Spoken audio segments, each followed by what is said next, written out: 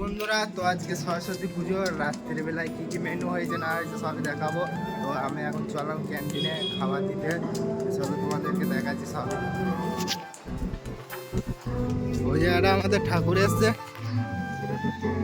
চলো ঠাকুরটাকে দেখাচ্ছি তোমাদেরকে।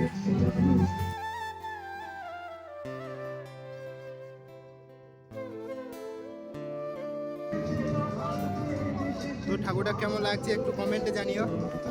তো চলো এখন ক্যান্টিনে